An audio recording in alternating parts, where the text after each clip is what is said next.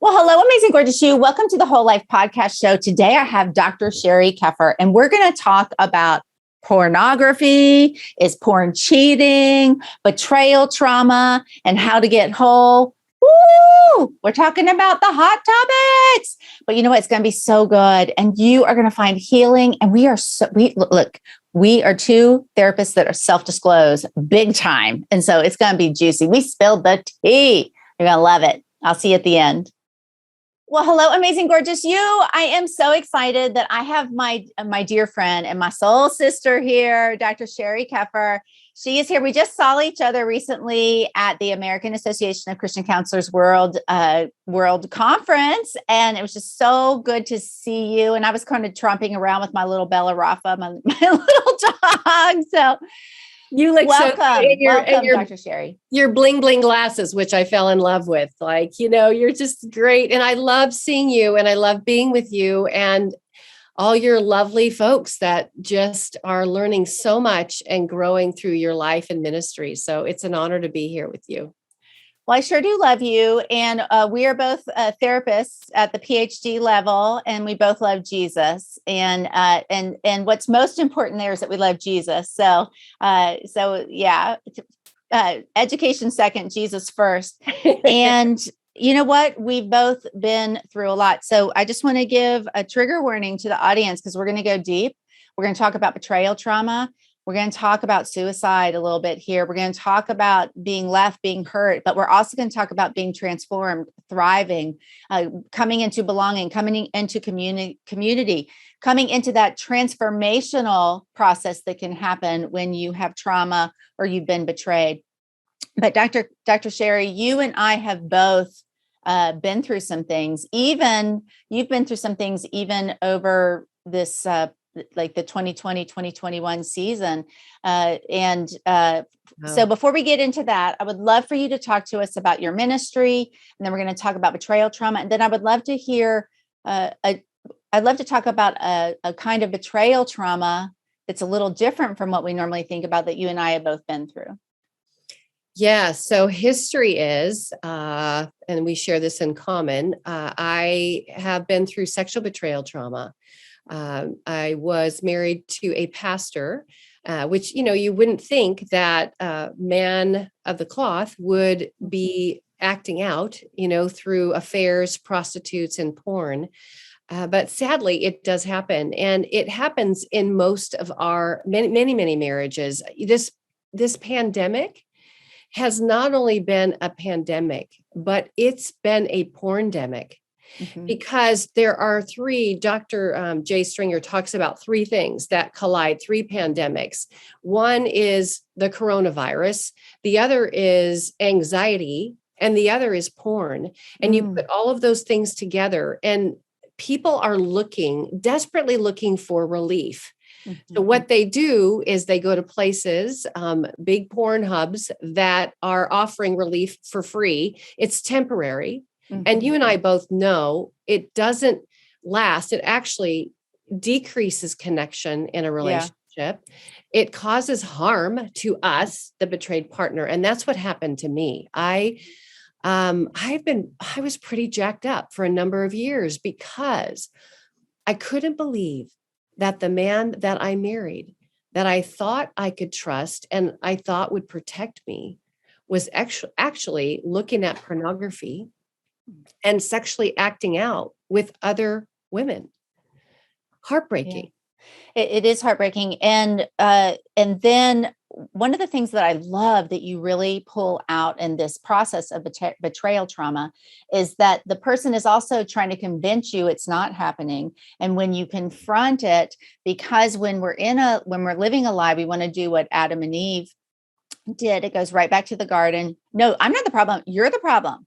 You and your suspicious mind. Oh my gosh, I can't believe you. And so you get this, and then you feel this shame. Oh my gosh, I'm being suspicious. I'm in sin, because we Christianize it. And oh, that is so painful. And the combination of almost like that paranoia that you think it's happening, but then that guilt that you feel like you should not be thinking it's happening.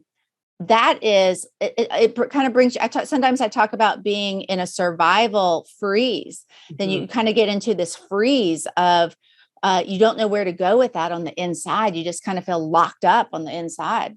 Yeah. It's funny. My publisher wanted to call my book something else, but it's Intimate Deception, Healing the Wounds of Sexual Betrayal. And the reason I wanted to name it Intimate Deception is what you've just talked about.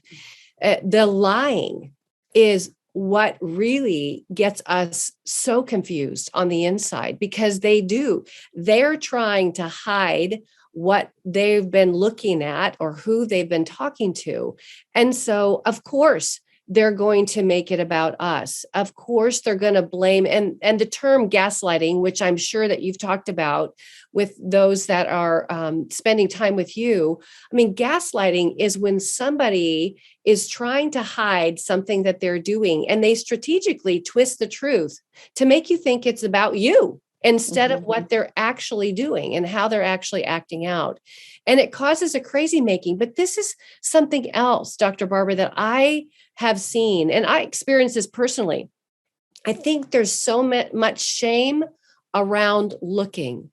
A lot of people will say, and this is therapists, this is well-meaning pastors, people in the helping professions, counselors, coaches, they'll say, you need to stop snoopervising, or you need to quit being a detective. Hold on.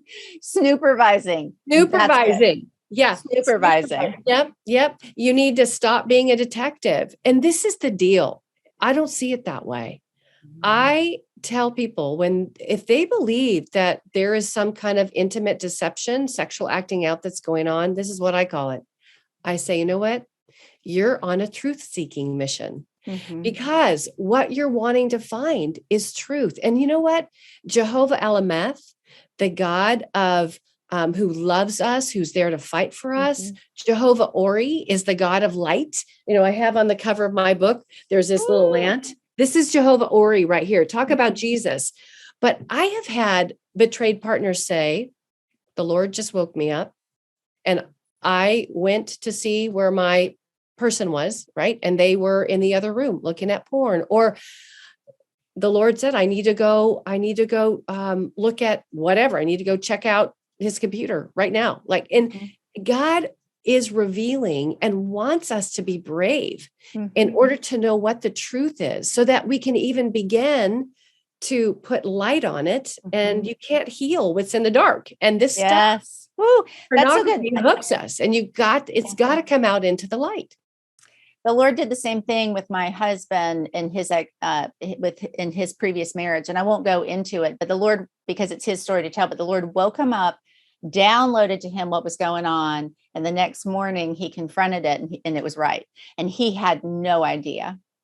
I know it's crazy. So when people say, that when they guilt themselves or feel shame about looking, I really try to peel that back. And it's really not our shame to hold.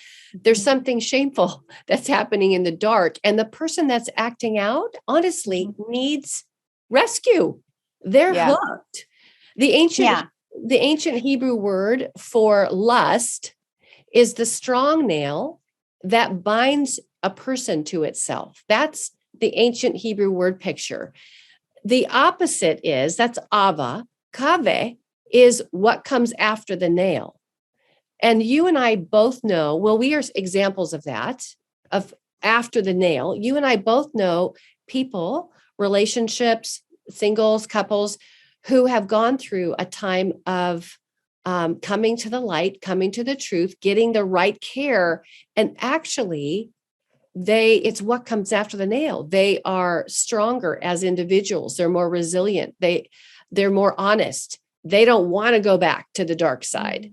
But getting into the process of challenging and the courage that it takes to walk towards what's happening right under our own houses, right under our own roofs, where our kids we're taking care of our kiddos and our Yes. relationships. We just can't live in denial. We can't live in the dark about this. Yes, I love it. I agree wholeheartedly. Let's talk about the signs of betrayal trauma, and let's talk about the different kinds of betrayal trauma, because we have, I believe, men and women who are starting to identify themselves here. And so let's go ahead. Let's bring this into the light. Let's let the light expose the dark and hidden things. What are Okay, well, let's start with what are some of the different kinds of betrayal traumas that you've worked with in regard to marriage? And could we touch on, is it really cheating? That idea, that thought of, but is it really cheating? Yeah. So is it really cheating? You're saying, is porn really cheating? Mhm. Is that what you're saying? Yeah. A lot of people, I would say, minimize it. For me, I felt like with Connor, when he was involved with pornography over the years, and this is before I knew that he was also seeing prostitutes and having affairs, and porn is that gateway into a whole other dark world. But I remember feeling like, from the top of my head to the bottom of my feet, I feel like he's having an affair with these images, with the women that he would talk to on the phone and sexually act out with.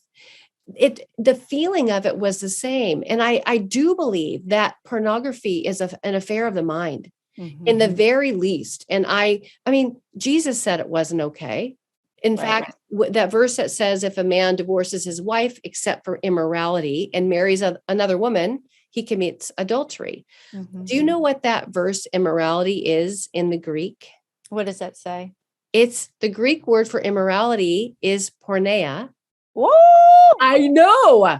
And so that is not, Jesus is like, this is not okay. Porneia, and the term porneia doesn't mean like I stumbled upon it and looked at it once, in my lifetime, or, I looked at it for a small season and then I went, okay, this isn't for me. The idea of porneia is a lifestyle of sexual sin that's unrelenting. That's really being hooked to it. And that is what Jesus is talking about, is it's not okay. And we don't have to bind ourselves to somebody who's in a lifestyle of sexual sin and they are not changing. They're not willing to change. They're not turning around. You and I are both committed to help people turn around, because we're all about what, Jesus does, is let's talk about restoration. But it can be so hidden in the dark. And so it's, I just love that God's not okay with it. So that's one type of betrayal. Can I say something real quick? Yeah. And attachment wounds are under that porn and sex and love addiction for, people that are just kind of cycling through these problems. We do want to have accountability. We do want to hold them accountable. We do need to set boundaries for sure. But we also, for those listening that struggle on the other side, you need to actually work on the traumas underneath, the unmet needs underneath, because that's where all that's coming from. And you're using it as a false way to connect to another human being that's an image, or even in a where you're getting high off the adrenaline of the catch and moving on, to the next and to the next. But God has something more for you. Okay, another kind of betrayal. Yeah. Well, let me just say one thing to that. Yeah. One thing that I've loved in the training that I got as a certified sex addiction therapist and certified partner trauma therapist is I had the opportunity to work with men. Now, this was something that I didn't really want to do for a while, because I didn't really want to know what was behind the curtain, right? Because it had brought me so much pain. But you know what? As I got to hear their stories, what you said is so true. Many of them were sexually acted out upon when they were little kids, little boys. Yeah. Many of them had found pornography, or their dad had given it to them. I mean, they got hooked when they were itty bitties, when they were, 18 and under. And we know how we feel about our boys and we know how we feel about our young girls, but there's a story of how they got hooked and the trauma. Some of them have been beaten, told that they were nothing and worthless. And that's why the pornography doesn't disappoint, because those those images, those cyber sex, that person on the other side says, I want you, I need you, and I won't disappoint you. And Yes. it hooks that part of our soul that is, like you Yes. said, a false distraction. Yes. You So, belong. And then you get the oxytocin, the other things that happen when you have yep. an orgasm. And so, yeah, all that together, but it's false. It's not a real relationship where we're working out real secure attachment and having real belonging. Yes. So true. Other types of betrayal. There's financial betrayal, right? That can happen in couples. One of the betrayals that you and I chatted about just briefly today before we came on, and when I saw you, because I hadn't filled you in on what had happened in my life in the last year, but my brother, I think, is really a coronavirus casualty in light of him. He took his life. Yeah. My brother committed suicide the week of Christmas. Yeah. And heartbreaking. I Yes. didn't see it coming.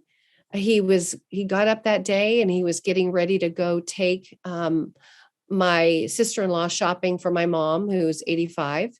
And they were actually in the kitchen having breakfast when he took his life. Yeah. They were at home. And the distress that my brother felt in that moment, the squeeze of what was happening at his work, happening, with everything that's been going on in the pandemic, he felt so trapped. And the only way my brother in that moment felt like he could get out of that trapped feeling was to just unplug. And it breaks my heart. Yes. Yes. And so you had experienced that as well. Yeah, it was actually about 10 years ago, December 26th. So it was Christmas time as well. And yeah, I got a phone call. My dad had shot himself, and I knew my dad was having some kind of psychotic break, but it was happening at the same time my mother got diagnosed with stage 3 cancer and was suddenly going into the hospital to have surgery. And so I was trying to help my dad and even witness to him. And I had thought he had probably gotten a hold of some bad drugs. We have a lot of that going on in my family, or have had. And, but anyway, he was having all kinds of flashbacks from Vietnam, talking about PTSD and things people go through. And he opened up to me for the first time that he had been sexually molested his whole childhood. Wow. And so I knew that he had grown up with violence. I knew he'd grown up with some really terrible, awful things. And a lot of these patterns were repeated in my growing up, but I didn't know about that. And so, yeah, it does leave you with a sense of, you left us, and you left us with all this. And so that can be a kind of betrayal, and we understand, like, we can have compassion on the depression or the PTSD that led to that. And we can have compassion also on the little boy that was sexually abused, even though now he's a love and sex addict. But these things hurt. These things hurt when they happen to someone we love.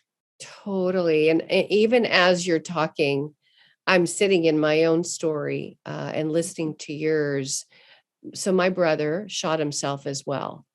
And I'm noticing, even as you and I were talking, how much shame I still feel in saying how he did it. I mean, it is, for a trauma survivor, what they do and how much shame we feel about that, as far as bringing it out into the open, as far as talking about it. And I don't mean to overuse this word, but it's almost like the shame causes me to not, I want to say betray myself, but it causes me to not really be vulnerable because I feel so much shame about it. And I know I'm not alone in this. I know. No, in fact, I was just starting my psychological practice when my dad shot himself. And I felt like I couldn't talk about it because here I am, a psychologist in the area, and I'm opening, y'all know I'm a good marketer, right? So I'm marketing and trying to practice ethically. So I'm certainly not seeing suicidal clients while I'm, I was in therapy and getting my needs met. But yeah, there's a couple things that I felt. One was like a shame about the topic, because when you bring it up, I felt like when I brought it up, I would not just have to deal with my own reaction, but the person's reaction to the topic, because it feels like a taboo topic. Also, I felt like, am I an okay therapist now? Because this happened. And third, I don't know if I shared this with you or not, Dr. Sheri, but I was laying down in bed. It was like 11:30 at night. I was at my mother's house in the Myrtle Beach area where she lived, getting ready to give her my attention, where I'd been giving my dad attention the past couple of days. And I made a choice to stay in bed and not take my dad's last call. Oh, wow. And it was the last. And I have to tell you that I've gone through survivor's guilt for that. But this helped me so much, is that this is like in that betraying myself in that. Yeah. But I told myself, wait a minute, I feel survivor's guilt, and I want to go back through what could I have done differently to have this not happen, because I'm a psychologist. I didn't take his last call. Now, I didn't know he was suicidal. I knew he was really struggling, but what I told myself was, okay, survivor's guilt is normal, but it doesn't mean it's true. There could have been lots of different outcomes. And who knows if I would have called the police, maybe, I don't even know. But I will say this, and this is the miracle, Dr. Sheri, and all you beautiful people listening. I am not tormented by that. And that is supernatural healing. Oh, yeah, that was so good. And I need you to get out your tablets, your phone, whatever you're listening on, and go to 3wsummit.com and join the Healing Our Hearts Conference. It is going to be coming March 3rd through 5th, and you don't want to miss it. You want to come to Raleigh, North Carolina, see it in person. You can watch it online. You can get your online ticket, but I really want you there in person. There's going to be such a presence of the Lord to heal. The whole focus is going to be healing you from your unmet needs, the traumas, the hurts, the wounds. Woo! Go to 3wsummit.com and make sure too that you're on my email list. Go to drbarbaralow.com/contact, and I will see you in all the usual places. I love you.